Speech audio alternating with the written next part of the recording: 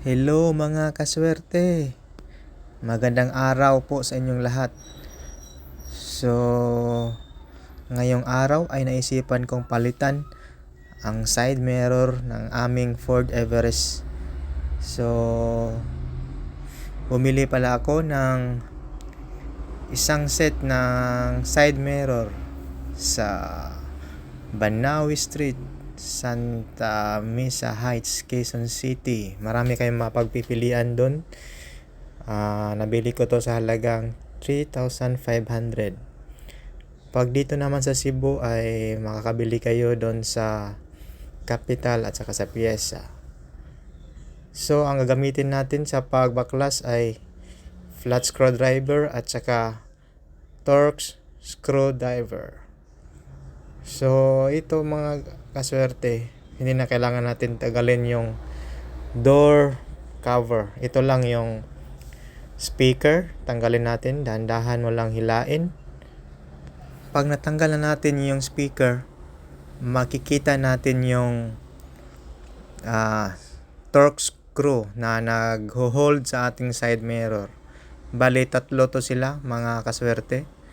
Isa dito sa itaas. Yan. Tapos, may isa dyan sa ilalim. Lagyan natin ng flashlight para maliwanag ito. Yan yung isa sa ilalim. Tapos yung pangatlo, nandito sa gilid.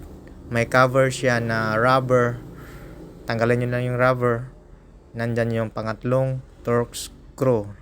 Yan yung tatlong screw na nag-hold sa ating side mirror. Tsaka i-disconnect natin yung socket na connector. Dahan-dahan lang. I-push nyo lang yung sa gitna at hugutin.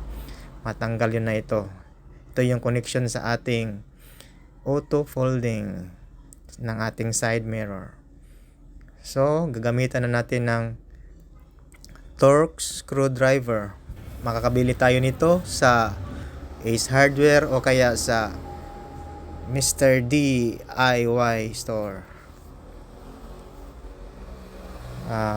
Tanggalin dahan-dahan. So yung tip ko lang mga kaswerte, unahin nyo tanggalin yung nasa ilalim na screw o kaya sa gilid. Tapos ihuli nyo yung tanggalin yung sa ibabaw mga kaswerte, dahil yun yung final na nag-hold ng ating side mirror. Tapos hawakan nyo yung side mirror para hindi maglaglag pag naluwagan na yung huli nating Torx screw. Yan, tanggalin nyo lang dahan-dahan. At mas maigi mga kaswerte na may kasama sana kayo pag-assist sa inyo magtanggal, kasi mahirap pag ikaw lang yung mag-isa.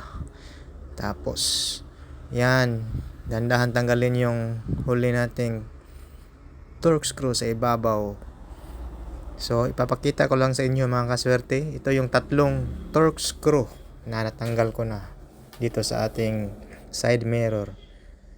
Tapos hilain yung side mirror mga kaswerte. Yun yung sinasabi ko. Muntik na itong mahulog mga kaswerte. Buti na lang nahawakan ko pa. So madali lang ito tanggalin talaga mga kaswerte. Hindi naabuti ng ilang oras. At makakatipid pa kayo sa labor cost kung ipapadala nyo pa sa shop or sa kasa. Kasi ito madali lang itong tanggalin dahil marami ng tutorial sa ating YouTube University. So ito na yun mga kaswerte. Ito yung bagong side mirror at saka yung lumang side mirror. Yan, pinagtabi-tabi ko kung parehas ba siya ng sukat. So parehas naman. So mga kaswerte, ikinabit ko na yung side mirror. Shout out pala sa aking asawa na taga-video mga kaswerte. Dahan-dahan nyo lang ikabit mga kaswerte. Ipasok nyo lang sa slot. Tapos ikabit yung Torx screw natin mga kaswerte. Unahin yung sa ibabaw naman, yung unahin para mas madali. Tapos higpitan konti, tsaka ikabit yung dalawang Torx screw mga kaswerte. At for your information mga kaswerte, ito palang side mirror replacement or installment ay pwede sa mga Ford Everest 2018 upwards o kaya Ford Ranger. So, mga kaswerte, nakabit ko na yung tatlong torque screw. Ikabit naman natin yung socket connection para sa ating auto folding at sensor ng ating side mirror, mga kaswerte. So, i-push nyo lang. Tapos, final check natin, mga kaswerte. Yan, kabit na yung socket connections. Ikabit uli yung speaker sa may pintuan, mga kaswerte. So, madali lang at saka malinis ang pagkagagawa. Wala ka nang ibang tanggalin, mga kaswerte. Yun lang. Tapos, testingin natin yung side mirror. Yung auto folding niya. Medyo gumagana naman, mga kaswerte. Parang original pa rin. At salamat sa panonood, mga kaswerte. Paki-like, share, and follow sa page na to, mga kaswerte. Salamat sa inyo at mabuhay kayong lahat.